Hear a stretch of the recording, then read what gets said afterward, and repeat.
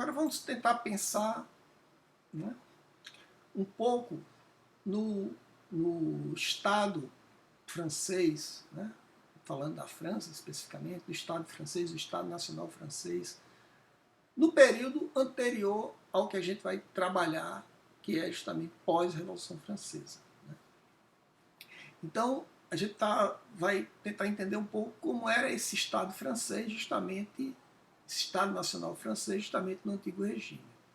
A primeira coisa que chama a atenção é que o que a gente vê hoje como um mapa da França, né, que tem uma forma geométrica mais ou menos de um hexágono, né, esse mapa, né, ele já está presente na história da França há muito tempo, né, pelo menos desde ali do século XV para cá. Né.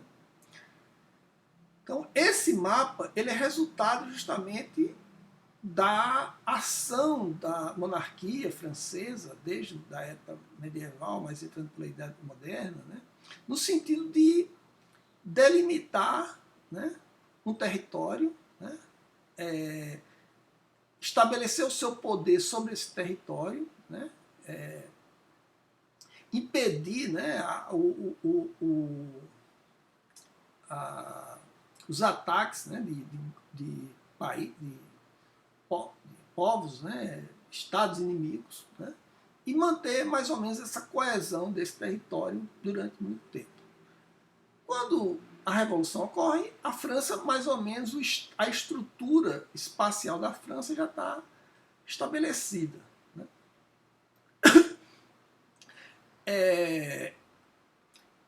O que a gente percebe é que o estabelecimento dessa estrutura do Estado, do espaço nacional, ela justamente é fruto, em grande parte, do poder militar monárquico, né, sobre esses territórios, mas também de outras formas de imposição da soberania do monarca sobre essa população e sobre esse território. Nós já falamos anteriormente, justamente do trabalho de outros historiadores, né, que além dos mecanismos do uso da força, do uso militar, a França, por exemplo, tinha o maior exército, né, nesse período, né, você tem também já o surgimento de alguns dispositivos de natureza tanto simbólica quanto administrativa, né,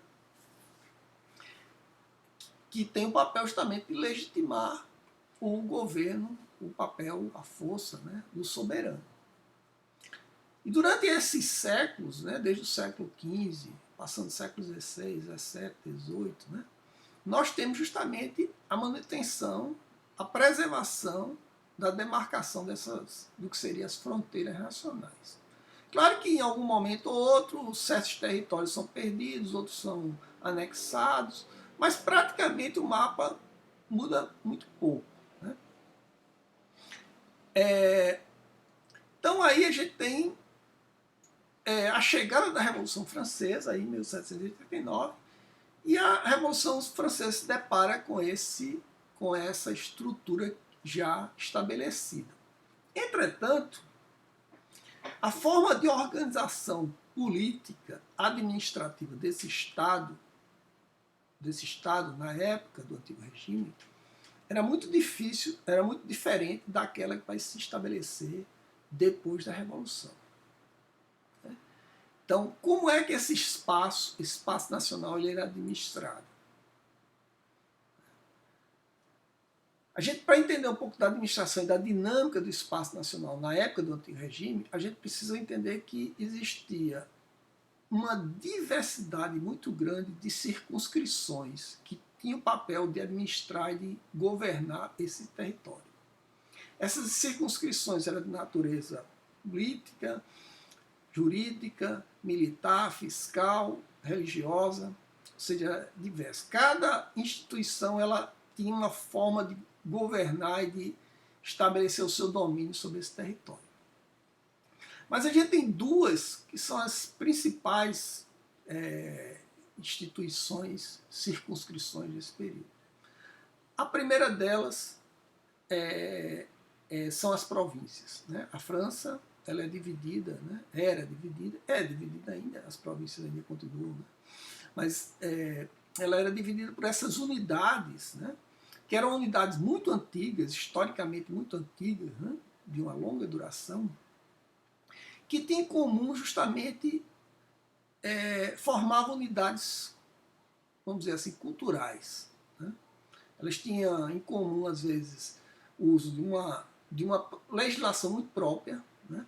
Tinha costumes comuns, tradições e até mesmo línguas próprias, né? Então você tem várias províncias na França, né? Você tem províncias que foram historicamente, né, sob domínio, né, dos bretões, né? A Bretanha, dos normandos, né? A Normandia. Você tinha outras províncias de características muito distintas, com povos diferentes, né? No sul da França, no norte. Então, há uma variedade muito grande dessas províncias. Essas províncias, cada uma com mais ou menos com a sua autonomia. Mas para organizar todo essa região, né, esse país, esse espaço nacional, existia uma outra circunscrição, que essa sim era mais importante do ponto de vista administrativo, que eram as generalidades ou intendências. O que eram essas generalidades? As generalidades, como estou falando, é uma circunscrição administrativa, né, onde está à frente dela o intendente, né? Esse intendente é uma autoridade absoluta sobre aquela generalidade. A generalidade, ela às vezes, vamos dizer, coincide em parte com algumas províncias. Às vezes a generalidade abarca várias províncias, às vezes pega metade de uma província com outra. Bem, o fato é que as generalidades são unidades administrativas, sim, né, que têm o papel fiscalizador, né, direcionador e, né, executivo das ações do rei. Então é como se fosse o rei presente naquelas várias regiões. No caso, durante o Antigo Regime, a França vai ter 34, né, em um determinado período, né, 34 generalidades. Certo? Bem, a questão importante aí é entender que nem todos os países tinham já essa unidade que a França tinha nesse período. Essa unidade construída justamente pela monarquia, né, pelos monarcas franceses. Né. Dois países merecem, né, destaque para a gente estudar, depois a gente vai voltar com eles de forma mais... merece estudos específicos, né? Dois países que hoje, né, formam o Estado da Alemanha e o Estado da Itália. Nessa época, aí, por volta de 1800, esses dois países não existiam. Não existia nem a Alemanha, nem existia a Itália, enquanto, né, unidade política, Estado autônomo. Né? O que existia na região da Alemanha, né, eram os estados alemães. São vários estados alemães. Né?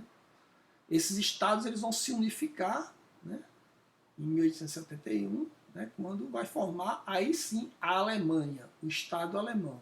Até então são estados, alguns maiores, outros menores. O principal deles, o estado mais poderoso desse grupo de estados alemães ao norte, é a Prússia, né, o Estado prussiano. No caso da Itália, também é a mesma coisa. A Itália também não existia a Itália. Né? Existia a Península Itálica e existiam vários estados dominando essa Península Itálica. Né? Você tinha, por exemplo, lá no sul da Itália, no pé da bota, o Reino das Duas Sicílias. Mais acima, a gente tinha os estados pontifícios. Né? O Reino da Sardenha, o Ducado de Saboia, né?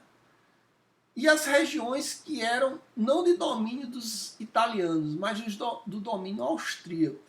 Né? Ou seja, existiam regiões na Península Itálica que estava sob o domínio austríaco, que tinha sido decidido lá na época do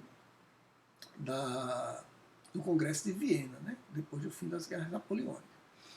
Então, essas regiões de domínio austríaco eram a Lombardia, a Venécia, a Ístria e os ducados de Parma, Módena e Toscana. Então, isso estava sob o domínio austro-húngaro. Né? Então, para mostrar que, nesse período, você não tem ainda, em alguns espaços, algumas regiões, o Estado constituído como uma unidade política nacional, Estado-nação, na própria Europa. Né? Então, no caso desses dois países, tanto a Itália quanto a Alemanha, a gente vai ver que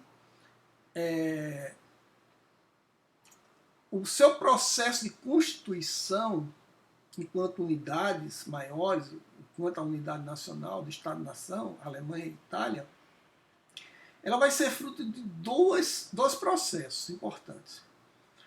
Um é que cada vez mais os soberanos têm a consciência de que, para que o Estado se torne soberano, né, ele precisa justamente acumular forças políticas, né, e evitar justamente a fragmentação. E então é como se os vários soberanos dos estados alemães entendessem que era importante se juntar no sentido de formar um grande estado mais forte, mesmo que esses soberanos perdessem o seu poder político em detrimento de um soberano maior, né, que seria agora o governante do estado.